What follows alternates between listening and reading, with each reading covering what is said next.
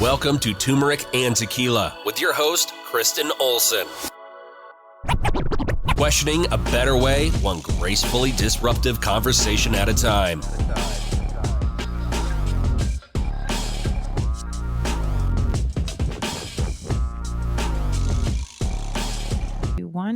Welcome to Turmeric and Tequila. I'm very excited to be with you here today. We've got an exciting, creative philanthropist, author. This human checks all the boxes. We're going to talk about getting unstuck, and he's got some immediate tools for you to lean in, get unstuck, and level up in this new year. Before we do that, let's give a little love to our sponsors, Lux Neuro, offering neurofeedback and counseling where your heart and mind align. For more information about what neurofeedback can do for you, listen to the Neurofeedback Stories of Transformation in the middle of this podcast.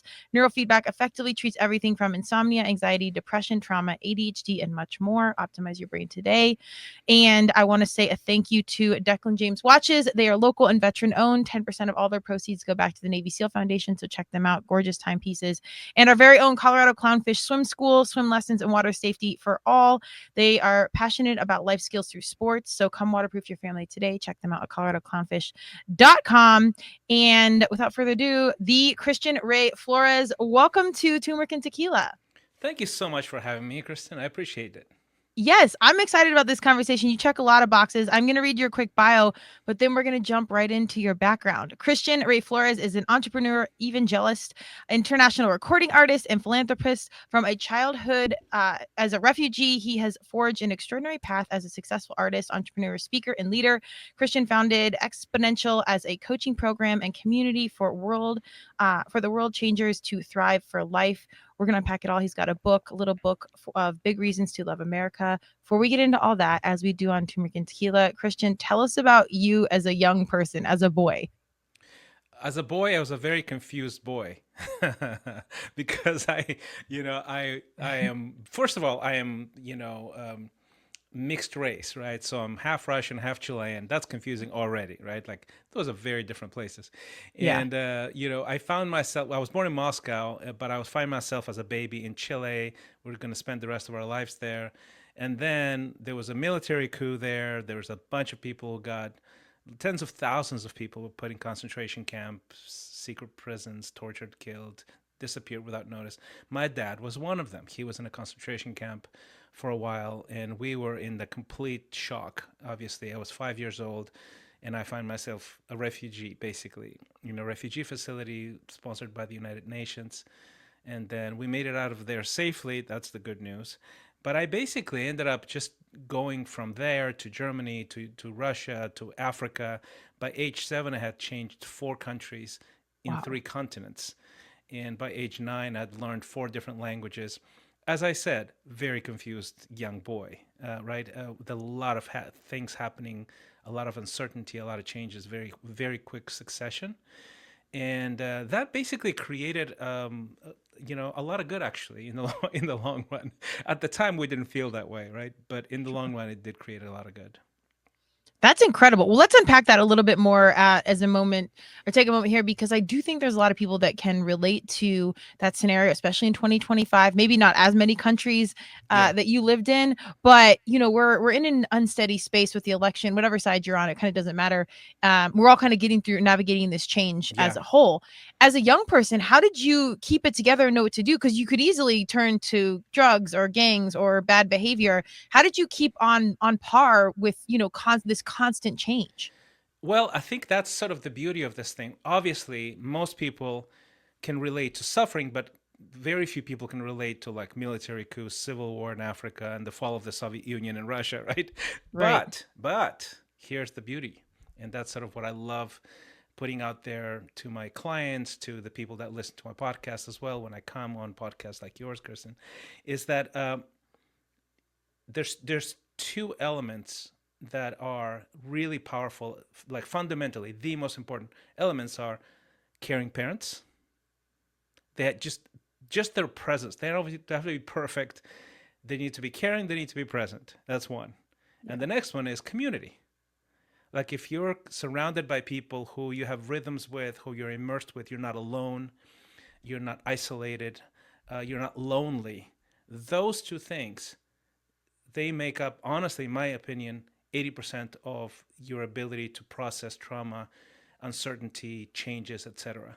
And anyone can replicate that, right? You can't relate to the travel and the stuff, hopefully, and I'm grateful for that, but you can totally either be a great parent to your kids, present, imperfect, but caring.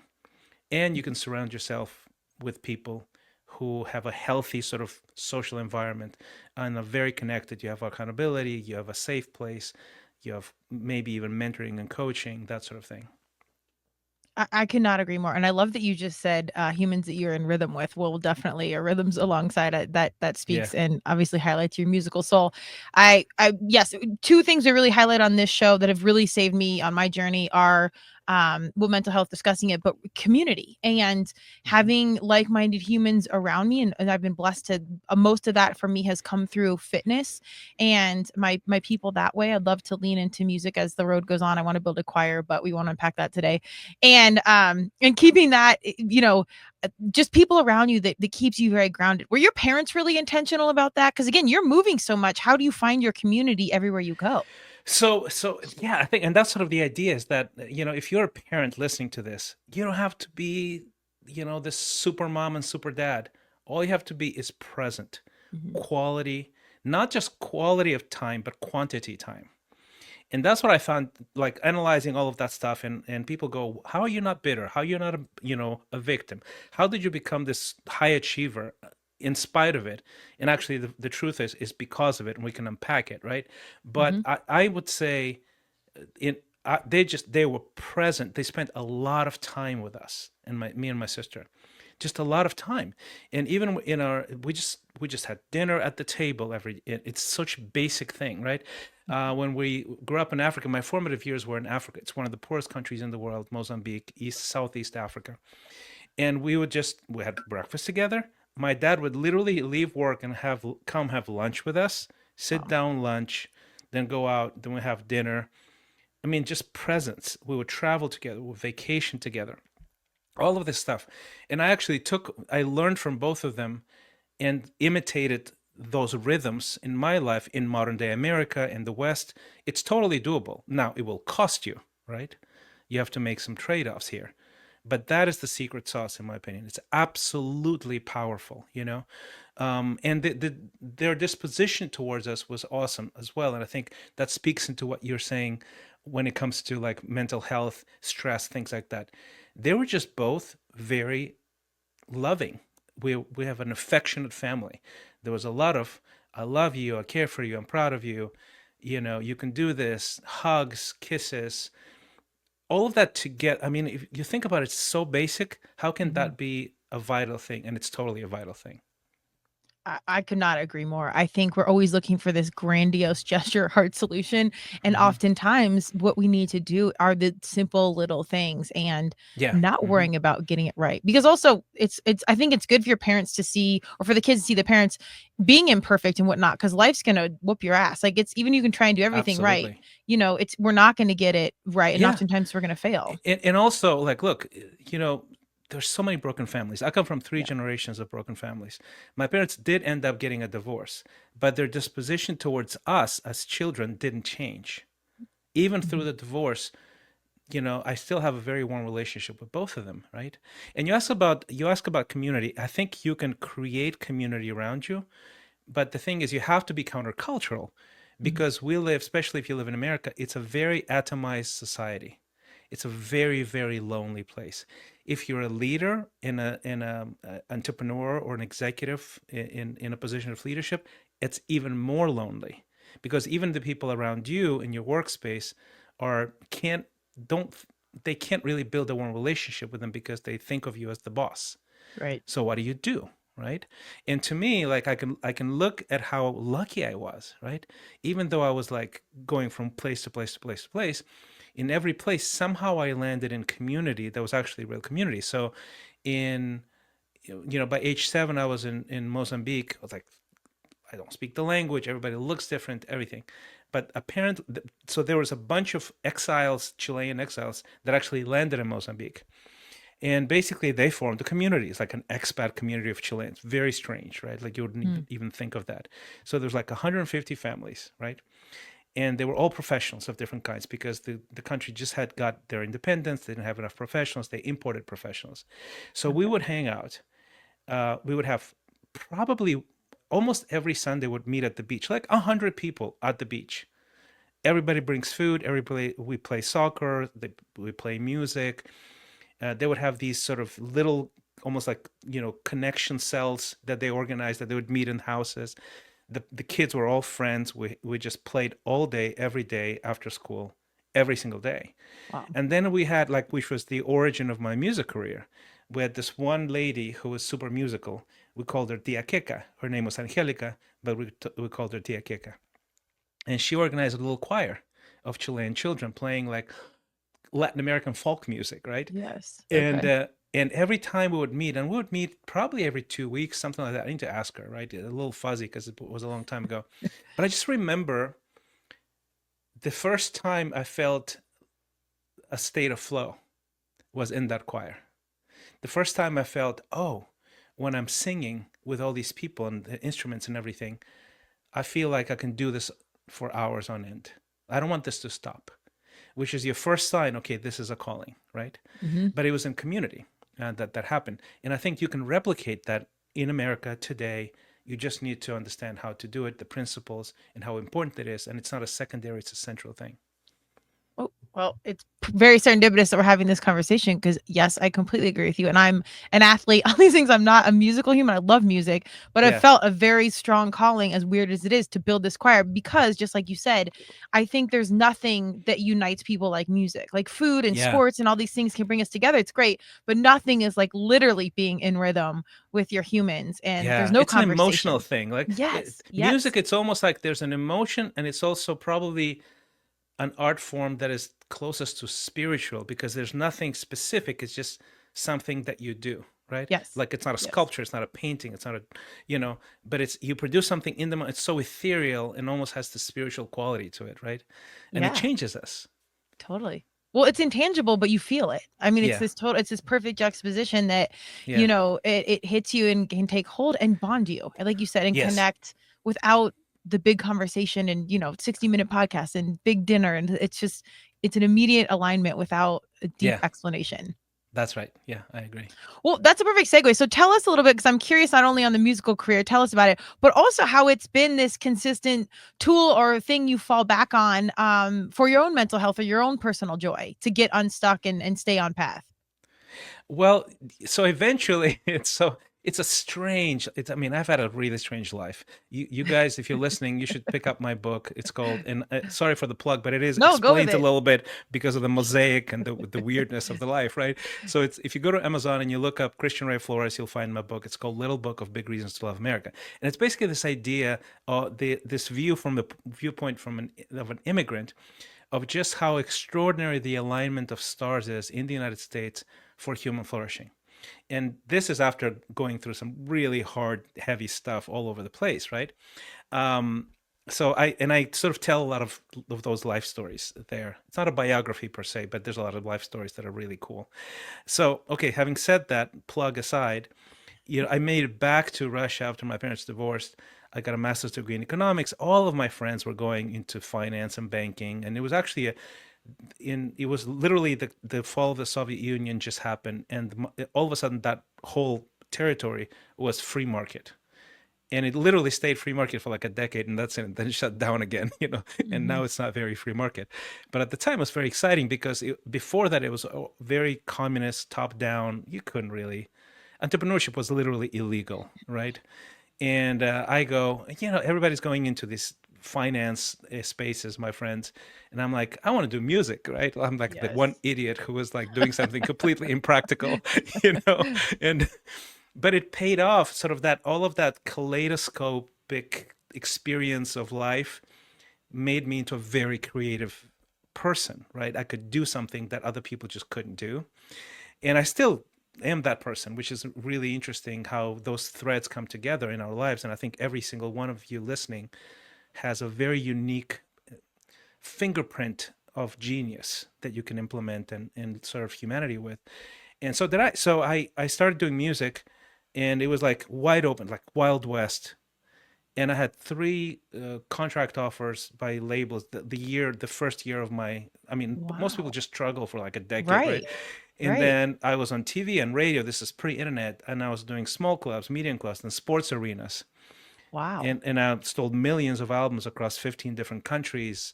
And then the Boris Yeltsin's campaign came knocking because they were losing to the communists, and they had a hit at the time called Our Generation, which is very anthemy, and it was like massively popular. So they used it as the anthem for a lot of the ads. I campaigned for him. So I sort of, talking about elections, right? I played a very small role, but a very important role, right? In defeating the communists the last time they were coming to power in Russia, and all of that through music. Wow. Wow. That's incredible. When you do that so young and things happen fast, did that sort of impact your journey and you chasing other challenges when they didn't happen as fast? Because like you said, as talent, you can be as talented as the next person, but that's a hard business to be successful in. Like, did that Oh, tee you up really for? hard. Yeah, it's very hard. Yeah. And at the Yeah. time when you're in your early 20s, mid 20s, Yeah. it's happening, you're very excited, and you definitely feel like, yeah, that's how it's supposed to be. Right. Right. Until it Right. stops being that way. Yeah, I was like hanging out with my idols. Like, I was already like, I went into philanthropy very quickly. I became a Christian. I became much more aware of the poor, and sort of chose serving the orphans in Russia at the time. So we're doing these big events, and we're bringing like gala concerts, bringing celebrities and stuff like that. And we did this big events for like 3,000 orphans, right? I just loved it so much. And then my idol growing up was Michael Jackson, right? And Absolutely. Prince was the other one, right? Like Let's go. right behind me. And and Michael Jackson came to my event. What? Okay, we Yeah, got to lean in hard here because I'm a longtime Michael Jackson fan. Let's I go. mean, it was just incredible. I mean, think about that, right? Yeah. Like for years, I live in the third world behind the Iron Curtain. I couldn't even find an original album of Michael Jackson. I would get copies in the black market. Like being in his presence was not even a reality, right? And all of a sudden, I'm a big star, and we're doing big things. And I understand, I'm like, you know what? Michael is coming doing a stadium show, and he loves children's programs and things like that. I don't know that. And we're doing, honestly, the biggest thing in Moscow at the time for kids, for orphans, right? I mean, maybe, right? So we just reached out through like a chain of intermediaries.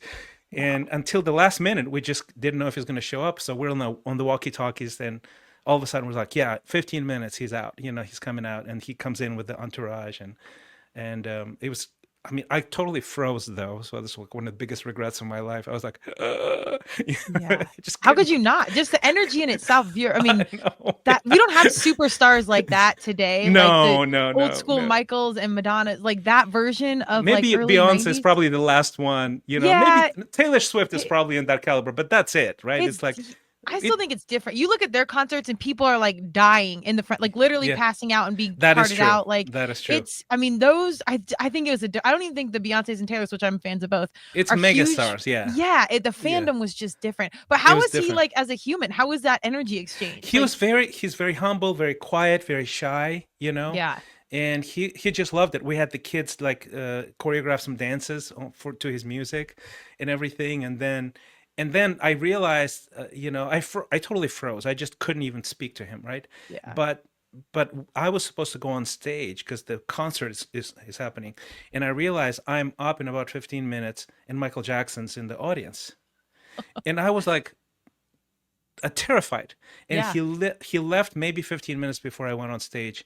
Okay. And in hindsight, I'm like, well, it would have been fine. But at the time, I was so happy he left Oh my God. because Yeah. I because get I was it. like, I'm so not worthy, right? I'm not going to offend him with my lowly art. It's Michael Jackson.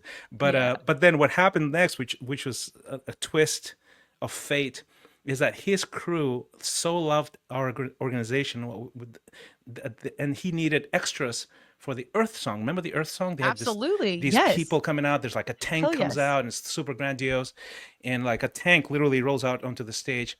And they needed extras because they're not going to import them from America or any other place. So they were like, "Hey, can you find us some people to be on stage?" And they wanted some older women.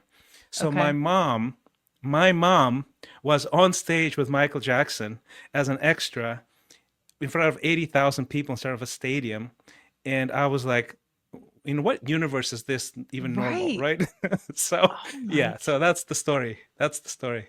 Dude, this is crazy. Well, I mean, like you said, if you can dream it, you can do it, or you have your sign in your background. But that's incredible. And all I'm thinking was, "What about us?" Like Earth Song Yeah, that's in my exactly mind. it. Yeah. And we grew up, listening to these message of humanitarianism and however you feel about Michael Jackson. Everything was like very intentional messaging. So was Janet, actually, Yes, so was Madonna. Salt and Pepper's like my go-to. So though that 90s music really formed my life, but we had these heavy messages in our ears we did. about what's going on. I don't know. I mean, I was like 9, 10-ish then. I don't know that I fully understood, but that really did lead a lot of my own personal journey into like philanthropy and giving back and just having that be a Yeah, base layer. for me, I grew up in the third world, and I've seen the extreme poverty. Like I was Yeah. immersed in it, but not until We Are the World did it Yeah. click. And I was like, oh my gosh, the most talented people on earth can use their platform and feed people, right? Band-Aid in the UK, right? Mm-hmm. Queen is on stage on Wembley, on the Yep. Wembley Stadium, and Elton John, all those people. Yeah, but it changed my life because I'm like, oh, I can do that. I'm a musician. I care about the poor. I can mobilize. I can serve. I can volunteer, and I've basically been doing philanthropy this whole time, ever since that time. That's me. I want to unpack that further, but I just wanted to tie the points together because I think it's how you said earlier, how we can be so isolated, particularly in America, but as leaders and you see stars like that, no, almost no one can relate to their reality. So they're even more isolated Yeah. than, leader like us or leaders above or Beyonce's or what have you. I mean, it's a very like segregated world in its own Yeah. right. Hmm. And for you to see that as a young person, I'm really curious is, you had that success so early. Did that impact your expectation of success as you got older and did other things that like it's kind of instantaneous? It did, and actually, the part of the reason why one of my main things now is performance coaching, high performance coaching, is that Yeah. because I was at the peak of my career, I had that number one hit, and you can be extraordinary, like top 1% in something, like and be it, but it doesn't mean you're great at everything. Right. Almost always people with extraordinary talents have extraordinary flaws. Mm-hmm. Almost always. We're all weird, right? We're all kind of broken, right? Because God is just and he'll give you a lot of this, but then take a little bit down Yep. to humble us Yep. up in the other side. So I had all these character flaws, right? And a lot of it had to do with personal relationships, romance, because of my parents' divorce. And I had dated a bunch, just at the time I became super shallow very quickly because I became Sure. famous. So I only wanted to date supermodels. I was dating this runway model for no reason other than she's pretty, right? And it will look good on a magazine, a cover or something. It's really embarrassing to say, but it's just true. Yeah. And You're a star. Like this is what yeah, you guys do. Yeah. yeah, that's what I was supposed to. It was such a cliche, right? So I'm dating her. And she gets pregnant. We have a baby, and I don't even know what to do with that, right? So, and I sabotage the relationship. She leaves. She cuts me off completely from my oldest daughter, Diana. And I went into a complete tailspin, rock bottom, clinically depressed at the very peak of my career. Oh. And somebody came along. I met this guy. He was this Canadian missionary. He was not even like classically a coach. He was just a pastor, right? And I saw his family and I saw his character, and he had this sort of presence about him, wisdom, right? Like life wisdom. And I was like, how do I get what you have? And he became essentially my coach. And he had such compassion and such patience with me because I was a knucklehead. And he redirected the very trajectory of my life. I can name all kinds of things that I've done that were really impressive for most people that I wouldn't have done without somebody intervening as a coach. I treated him as a coach. I basically said, I'm a pastor. You're not just a guy who has some insights if I'm asking for advice. No, I'll just tell me what to do, right? Yeah. And that changed my life. And then I started doing that for others. And I coached like Olympic athletes and fashion designers and artists and entrepreneurs. And I sort of had, I think, a combination of lots of life experience, a lot of gratitude for what I received, and a passion to help others. And people kept coming and coming, and that's how it sort of eventually became sort of a thing that I do over years, right?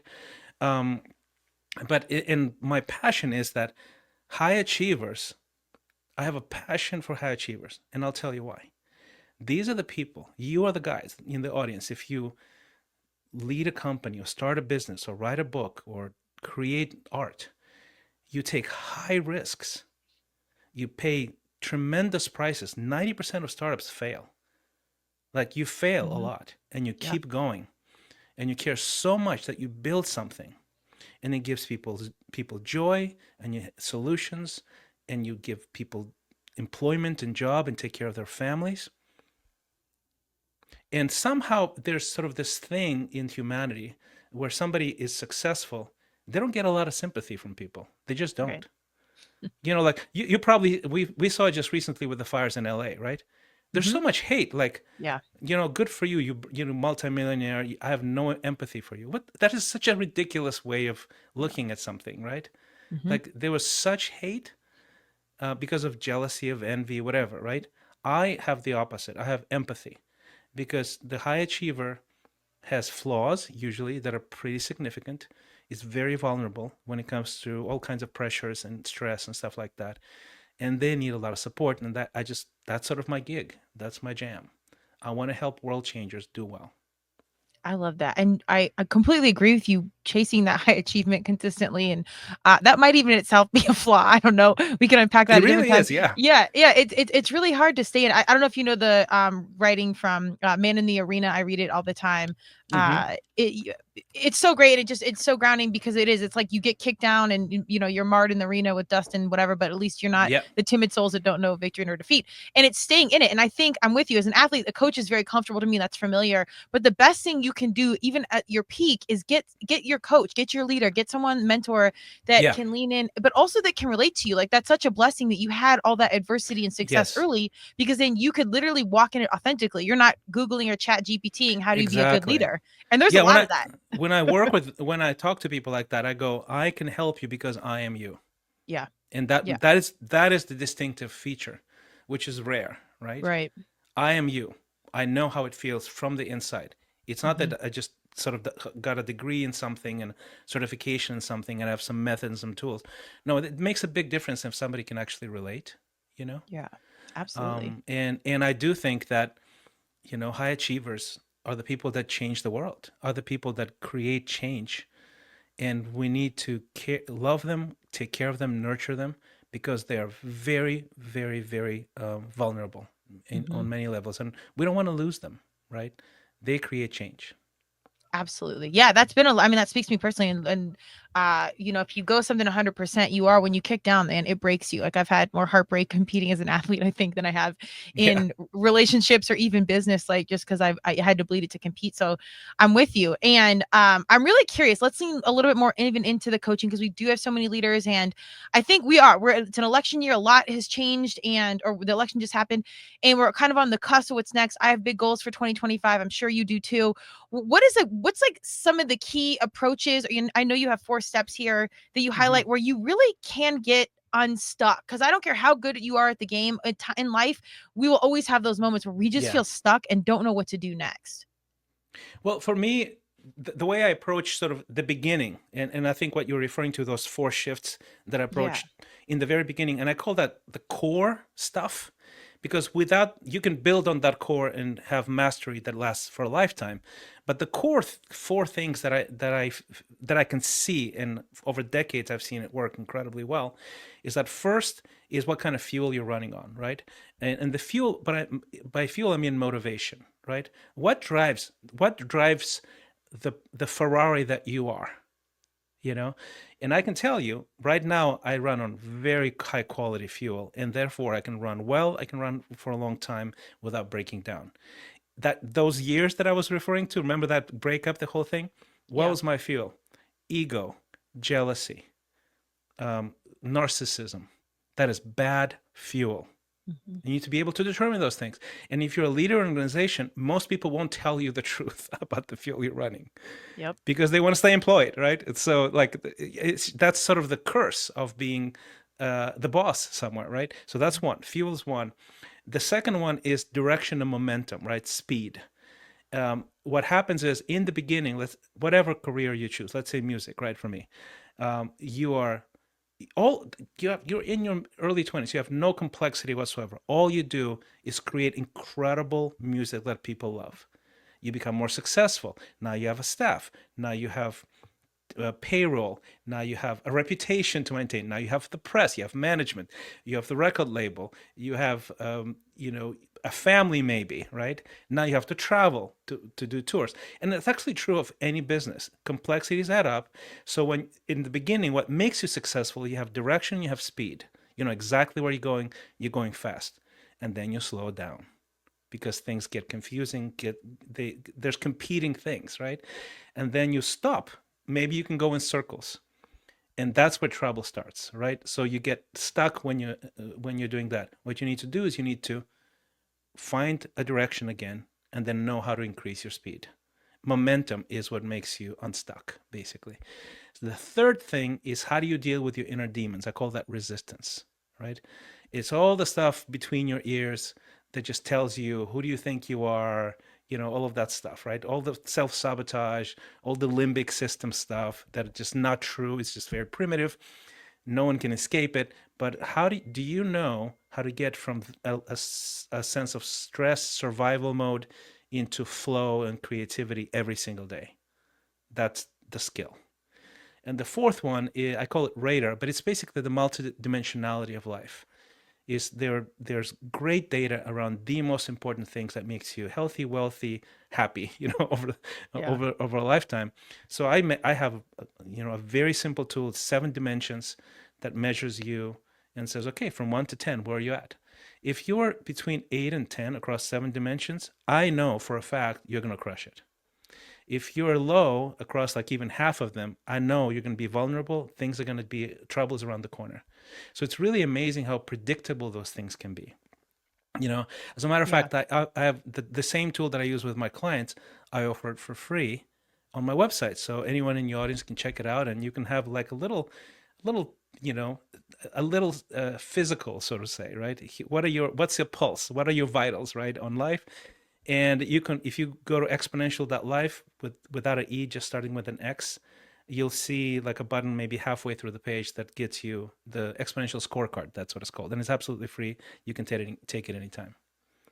Go check that out and check in. I think that that starting point. I'm really curious. I want to talk about where you said you're kind of like spinning and you've got to get back into flow. Do you have like good tips for that, where you just feel like you're spinning and that's immediate, like, stop, what is my next point to get back in that flow? Because I'm with you. I feel like when you're in alignment and you're walking in harmony, you feel like a totally different human being.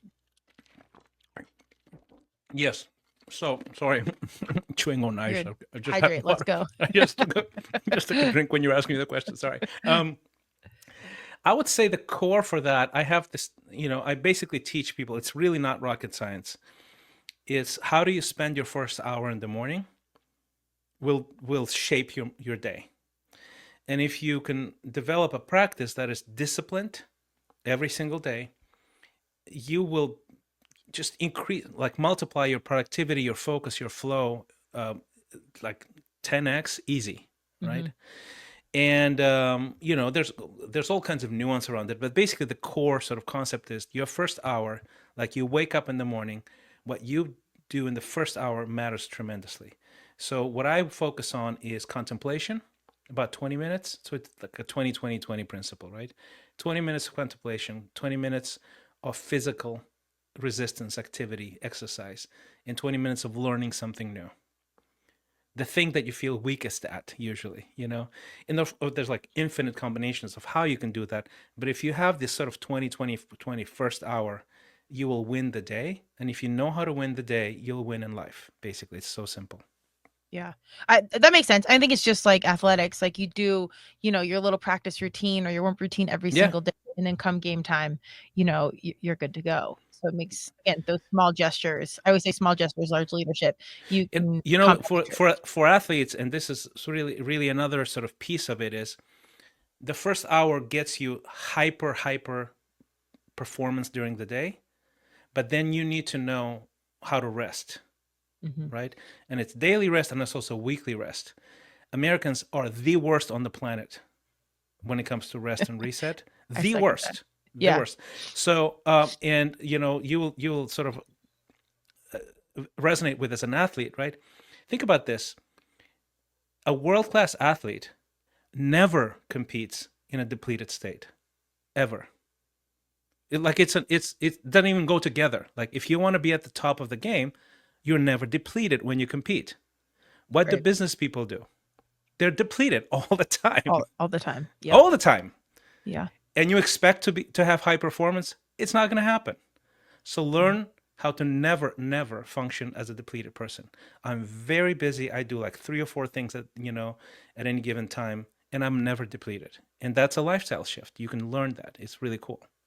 Yeah, that I completely agree. That's something I've had to learn the hard way competing. Like in CrossFit, you kind of are like if you know CrossFit, you do get to that depleted state if you're competing one day, and that's kind of part of it. But Yeah. then you've got like 2 weeks to a month to recover from your adrenals. Like it really, really taps in. And I say God, universe, Madonna, whatever you believe, will check you. Like if you're not listening, your body will shut down. Like your Oh, joints will start totally. to hurt. Like something will make you Totally. pause and break to kind of like your breakdown and breakthrough. It's like if you're not listening, it will come to you, and you will listen in Yeah, some exactly. Yeah. hard way. And that's why athletes know this, because they don't have a choice. Like Right, it's right. it's just a non thing, right? Right, Yeah, you need to know. But business people, they do not know that. right. Not to the level that athletes do. Well, you can rely on caffeine or a business Yeah. partner. Like you can operate pretty well at 60%, but you don't recognize it's at 60% until you rest and get back to 100, and you're like, damn, I was Yeah. definitely not doing all that I could the way I wanted to. Exactly. That's Yeah. exactly it. Well, Yeah. so tell us I always have a lot more questions, but tell us a little bit more about the book and who is this ideal for, at this given state of our world. If you yeah, there's such division, right? In America. And I think, obviously, with the new election and everything, I mean, we are just as divided as we've ever been. In the book, Little Book of Big Reasons to Love America, it's essentially an optimistic book, right? It's 10 reasons from the perspective of an outsider coming in. Like I grew up all over the world. I've been to 42 countries and counting. And this is why you should be proud of your country and enjoy it and contribute to it getting better and doing better. No country is ever flawless. It doesn't exist. But this country, to me, by far, doesn't even compare to any other country on the planet. So 10 reasons, 10 chapters. It's very easy. You can read it in an afternoon, right? And it's sort of, being the creative that I am, it's like colored pictures and AI illustrations and QR codes to videos outside. So it's very multidimensional. So it's a good read if you want to feel good about where you live, without it being like just rose glasses, right? Where you just don't see the reality. No, it addresses the reality, right? But it also addresses the extraordinary place this place is, and I'm just a very grateful immigrant, and living the American dream here. So I think we should notice those things. Amen. I'm here for it. Anything that spreads hope and joy, and like you said, not, blind rose-colored glasses, addressing that, but also just leaning into the positive. We need love and good energy and appreciation. I do think gratitude saves lives. So any sense of positivity in this world right now, I think is a good thing. And then you can check out Christian's music and feel the vibes and get in the flow. I have a ton more questions, but this is my favorite one. I'm excited to ask this to you. At this point in the game, what is success to you? To me, success is knowing what your assignment is on this earth and giving it your whole heart with no compromise. That's success. And everybody has their own assignment, and most people just live somebody else's dream. So living what you're supposed to be doing, that is the highest calling. And I can tell you, I coach and mentor some people that manage a lot of money and they do big things. And it's a struggle for everybody. Yeah. It's a struggle for everybody. So the highest level of success is knowing exactly why you're here and doing it with all your heart. Amen. That hits, I could not agree more. My streamlined version would be find your purpose and then live a life of service. Exactly. Do you have any wise tips? I guess that was second to last question, but wise tips on how people find that assignment, find the purpose? Like, did that come to you right away? I think it's an ongoing quest. I don't think anyone. Yeah. I think it's this. It's not an elusive thing. It's a dynamic thing, right? Because even with seasons, your purpose changes. Yeah. Like you change, the world changes. You need to then find your center again. And I think we're so tempted to just stay in our lane, stay outside of, stress and sort of this fear of uncertainty, and just sort of keep doing or try harder. And that never works, right? So I would say, yeah, man, but try, be in the arena. Like, that's the quote I just love that quote.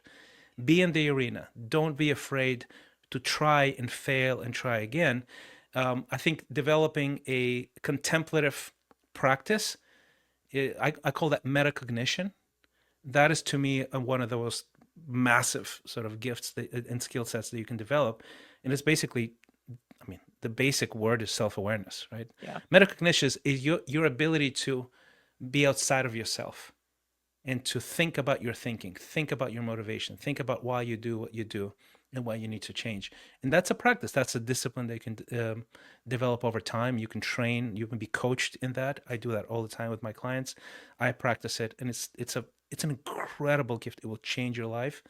It will help you root you in your purpose, and you will find potential in you that you didn't know even existed. Absolutely. So well said.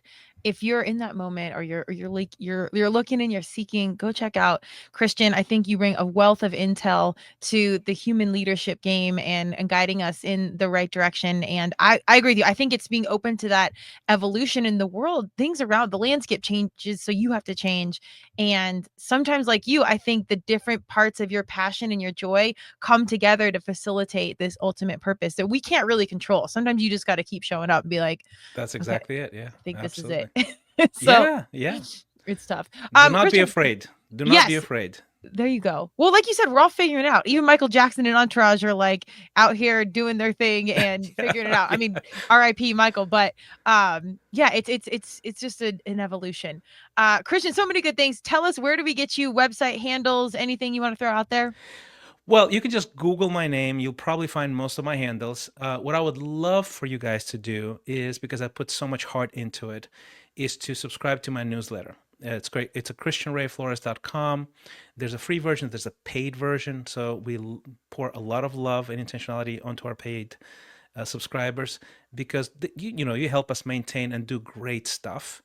And I put all of my video, a lot of text, the books I read, the insights that I find, guests on my podcast. So you get, the paid, especially the paid subscribers, get a lot of goodies, a lot of sort of perks, because we want to thank them.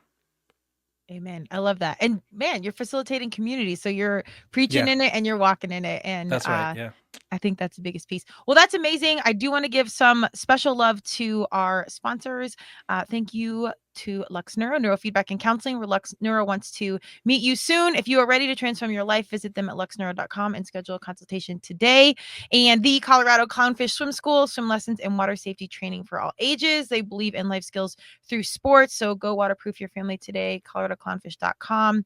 Christian, amazing journey and like I said, wealth of experience. So go check out everything he's got going on. I love the energy and the kindness, and most importantly, the ethos with Prince in the background.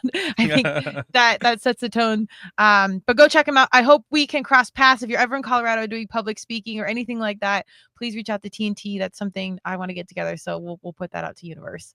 We will. Thank you. Thank you, Christian. Check us out wherever you get your podcast. Be sure to like and subscribe. And this video will be on YouTube, so get us there. We on our road to 100,000 subscribers. So lean in. I know Christian's on YouTube as well. So we'll meet you all there. Have a great day. Cheers.